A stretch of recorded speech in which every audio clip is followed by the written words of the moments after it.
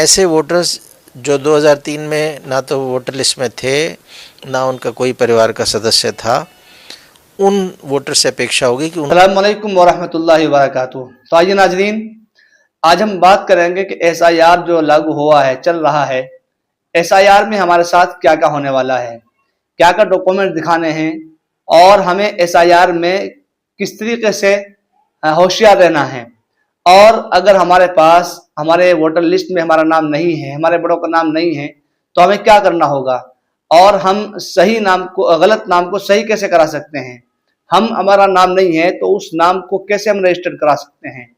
तो इस वीडियो में आज हम आपको बताने वाले हैं जो हमारे भारत के हम अपने भारत के निर्वाचन आयोग के अधिकारी से मुलाकात कराएंगे और हम आपको सुनवाएंगे उनकी ज़बानी कि इसमें कितना दहशत और कितना डर है और हमें क्या करना है। तो लिहाजा घबराने की जरूरत नहीं है।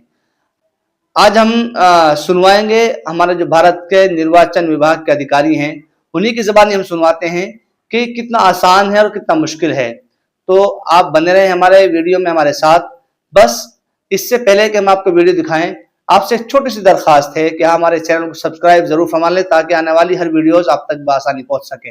और इस वीडियो को खूब शेयर करें, लाइक करें ताकि किसी अनजान का फायदा हो सके। तो आप वीडियो बने रहें और इस वीडियो को आप बगौर समाअत फरमाएं। हमारा ये कई चरणों में काम होगा। पहला तो 28 अक्टूबर से लेके 3 नवंबर का चरण है, जिसमें ट्रेनिंग, राजनीतिक दलों के साथ बैठकें और हमारे एन्यूमरेशन फॉर्म्स की छपाई होनी है। 4 नवंबर से लेके 4 दिसंबर, 1 महीने का समय हमारे बीएलओ घर घर जाएंगे, प्रगणना फॉर्म को अवेलेबल कराएंगे वोटर से। वोटर्स के भरे हुए फॉर्म, उनके हस्ताक्षर किए फॉर्म वापस कलेक्ट करके इन सब को हम ड्राफ्ट वोटर लिस्ट के रूप में पब्लिश करेंगे 9 दिसंबर को।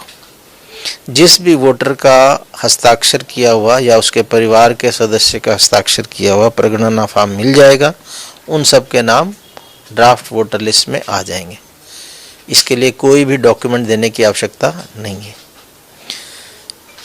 दूसरा महत्वपूर्ण पॉइंट है कि जो वोटर्स अपने प्रगणना फॉर्म में 2003 की वोटर लिस्ट में अपनी डिटेल दे देंगे या अपने परिवार के सदस्य की दे देंगे, उनको कोई भी अतिरिक्त डॉक्यूमेंट देने की आवश्यकता नहीं रहेगी।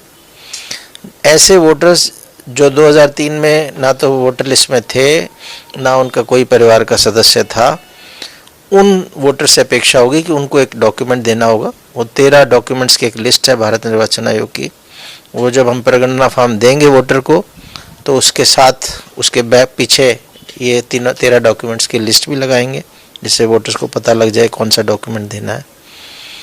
और 9 दिसंबर को जब ड्राफ्ट वोटर लिस्ट पब्लिश होगी, उसके बाद यदि किसी वोटर को अपना नाम बढ़ाना है, उसमें नहीं आ गया, छूट गया, या किसी गलत का नाम अंदर आ गया है, किसी को शिकायत है, तो दावे और आपत्ति का समय वो बोलते हैं, वो 1 महीना चलता है, 9 दिसंबर 2025 से 8 जनवरी 2026 तक। फिर जो इलेक्टोरल रजिस्ट्रेशन ऑफिसर है, एसडीएम हमारे रैंक के ऑफिसर, वो 31 जनवरी तक इन सारे दावे और आपत्तियों पर अपना निर्णय देंगे और 7 फरवरी 2026 को हमारी वोटर लिस्ट फाइनल पब्लिश हो जाएगी। उस पे भी किसी को आपत्ति है, किसी का नाम गलत आ गया या किसी का नाम छूट गया, तो आपत्ति कर सकता है, अपील कर सकता है। जो जिला निर्वाचन अधिकारी सुनेगा, उसके निर्णय से भी क्षुब्ध हो तो सेकंड अपील कर सकते हैं, जो मुख्य निर्वाचन अधिकारी उत्तर प्रदेश सुनवाई करेंगे।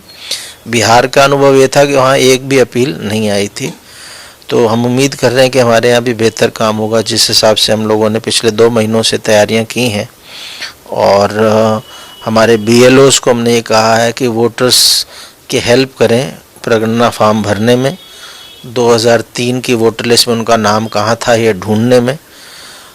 और कोई व्यक्ति यदि इस अवधि में घर से बाहर है, लॉक है उसका घर, या परिवार ही कहीं गया हुआ, तो ऑनलाइन फॉर्म भरने की सुविधा भी हम दे रहे हैं। voters.eci.gov.in वेबसाइट है भारत निर्वाचन आयोग का, उसमें जाके वोटर ऑनलाइन फॉर्म।